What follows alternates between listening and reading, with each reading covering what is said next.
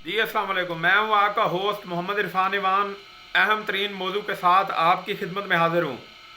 जिन जिन दोस्तों ने मेरा चैनल सब्सक्राइब नहीं किया उनसे गुजारिश है कि मेरे चैनल को सब्सक्राइब कर दें और बेल आइकन का बटन दबाएं ताकि मेरे तमाम सियासी तजिए आपकी खिदमत में हाजिर होते रहें। आज दो तीन अहम तरीन ख़बरें आपकी खिदमत में हाजिर करूँगा और ये दो तीन जो पेशन गोइयाँ हैं वो मुझ तक जो पहुँची हैं मेरे ज़राए के मुताबिक,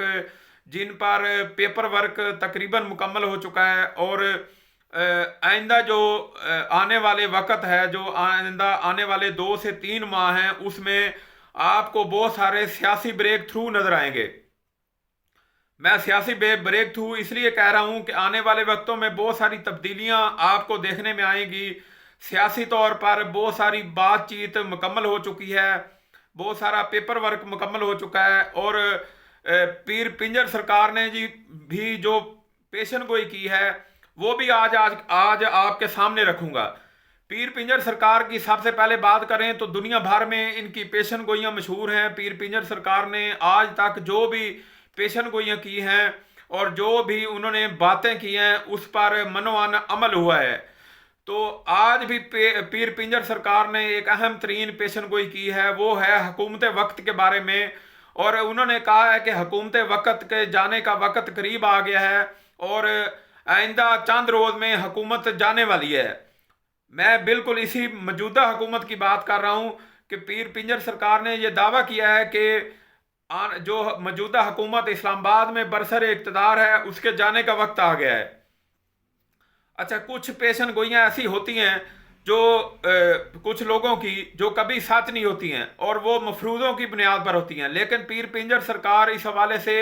दुनिया भर में मशहूर हैं कि उनकी पेशन गोई हर बार सच साबित हुई है। और इस बार देखते हैं कि उनकी पेशन गोई कैसे सच साबित होती है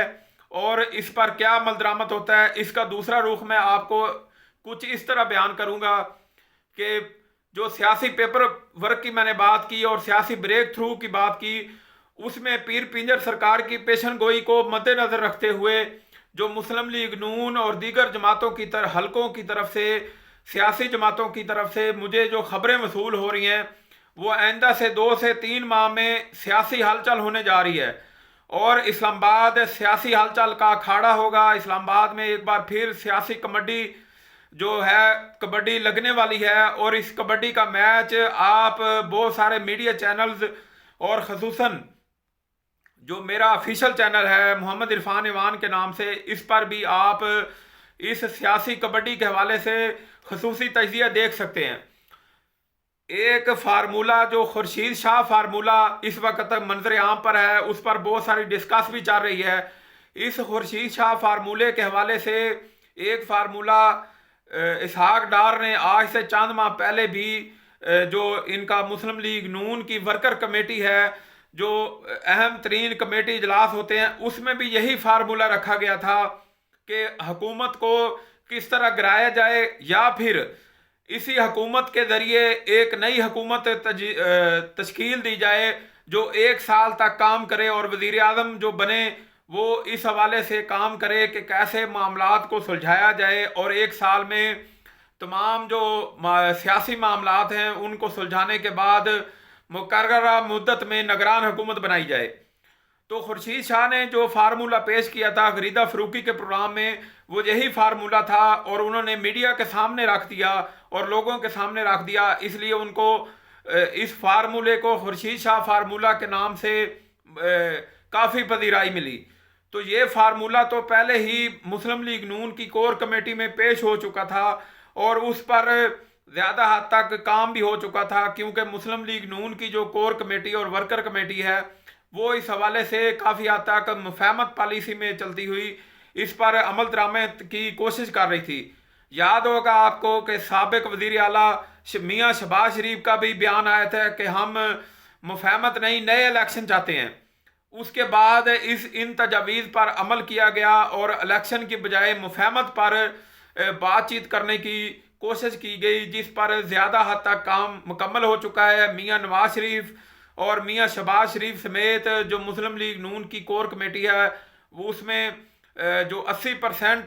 80% जो सियासतदान हैं वो इस बात पर मुतफिक हैं کہ خورشید شاہ جو فارمولہ پیش ہوا ہے اور مسلم لیگ نون کی کور کمیٹی میں جو فارمولہ پیش ہوا تھا اس پر عمل درآمد ہونا چاہیے اب. تو اس کے لیے آنے والے جو 2 ماہ ہیں دسمبر اور جو پہلا مہینہ ہوتا ہے جنوری کا، اس میں بہت سارے معاملات طے ہو جائیں گے.